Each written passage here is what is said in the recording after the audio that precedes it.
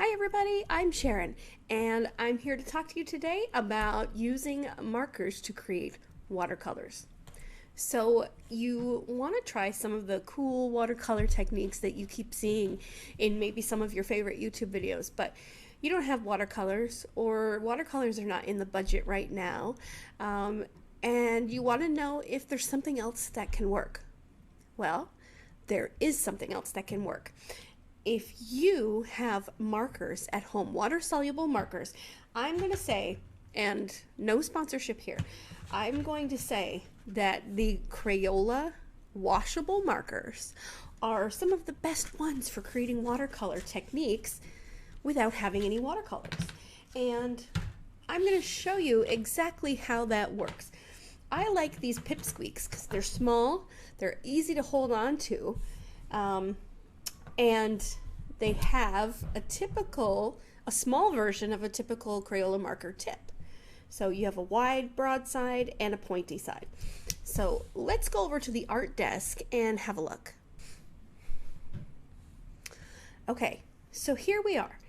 I like these PipSquuak markers. You can see the labels are fading because I use them so much. They are smaller than the big markers, which means they probably won't last quite as long, but they have a small version of the Crayola tip, which is broad on one side and narrow on the other. So let me show you what that looks like. The very fun thing about Crayola tip markers and the way that they work is you can use the tip like this to get a nice thin line, and you can use the side to get a nice thick line. So that gives you quite a bit of variety when you're wanting to create art. Now, what else do you think you might need to create a fun watercolor using Crayola markers? Well, you are going to need paintbrushes. So grab yourself a nice paintbrush, grab yourself a dish of water, and of course a paper towel or a napkin so you can wash your brush off, and watercolor paper. Now this is important. You can do this on regular printer paper, but watercolor paper is going to hold the water and drink the water a little bit better. If, again, you don't have watercolor paper or more supplies are not in the budget, then make do with what you have.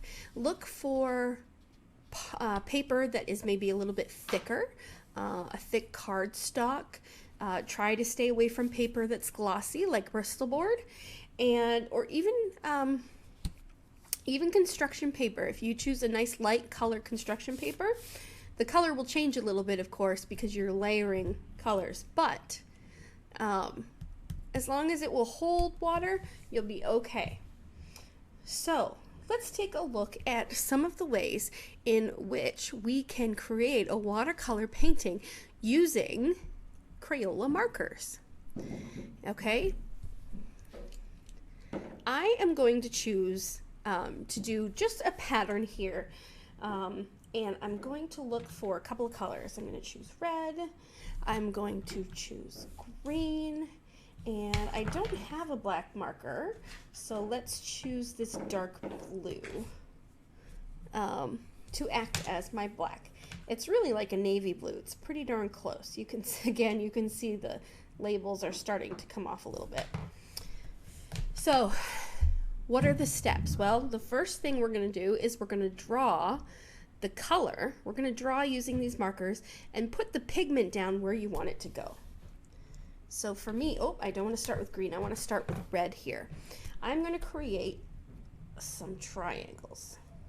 Okay, you might be able to guess what it is I'm going to make at some point soon. And if you can guess, if you think you know what I'm making, feel free to shout it out. I'm going to start by making V's. V's in every direction. Some are up, some are down. And I'm going to maybe shade in the bottom here just a little bit. Now, you don't want to fill in too much pigment because then you'll have a lot of paint on your paper. But for now, There we go, just a little bit. And this is where the fun part comes in. I'm gonna grab my brush here. I'm gonna dip it in this water right there. I'm gonna dip it in that water. And I'm gonna take my wet brush and I'm gonna come along the page and go over my marker line. And what it's doing is it's activating the pigment. And from there, I can move that pigment around just like paint. Okay, let's try it again on these other ones.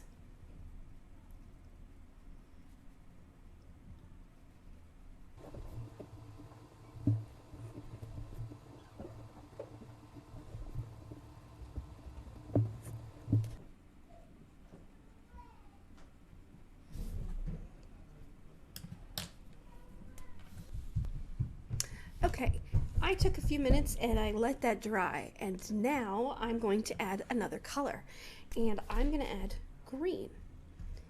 So first I'm going to draw where I want the pigment to go, just like before, and then I'm going to get that brush back and I'm going to add water and activate that pigment. Now what's happening is I am using friction and water to cause the pigment to run out into all the areas that have water. So I'm using a small brush for this, and I'm just going over top of the pigment and I'm moving the water around. Okay, and the more water I add, the more room the pigment has to go. Do this one as well. And if the pigment isn't running into the water, if it stays in one place, well, that could just mean that you need a little more agitation. So take your brush and go in a small circular motion all along the color, and it will start to blend a little bit more smoothly.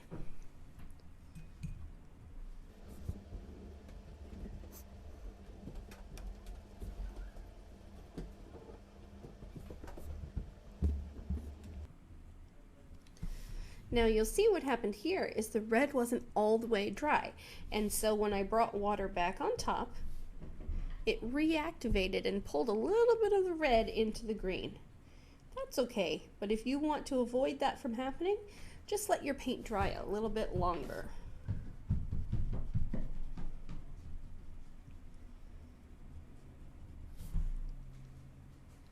Now, there is one other way that you can use markers just like watercolors, and it involves having a scrap piece of paper over on the side. And remember that dark color? I didn't have black, so remember I picked a really dark blue. I'm going to show you how to do it using this really dark blue.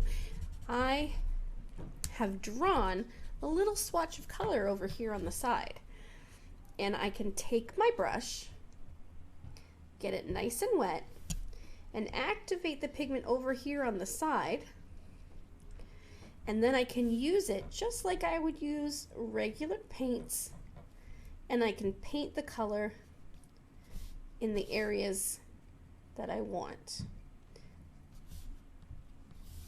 Do you see how I'm doing that?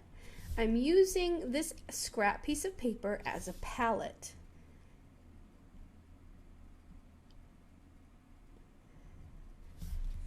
And there we go.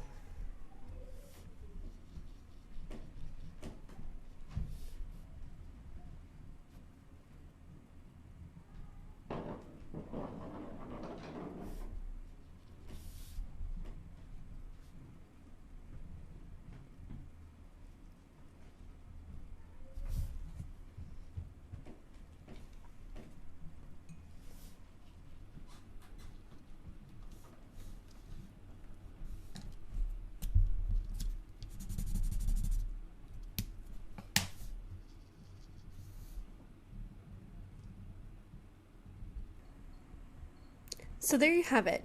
That is how I like to use Crayola markers to create watercolor paintings using two techniques. Now don't forget that you can find more videos here on YouTube under My Art Class Online, or if you're interested in some of the art classes that I offer on OutSchool, go on over to myartclass.online and you'll see a listing of art classes that I offer for all age groups and links where you can sign up for those classes. Thank you so much for dropping in to take a look at this fun little technique of creating watercolor paintings using Crayola markers. I hope to see you again soon. Bye-bye.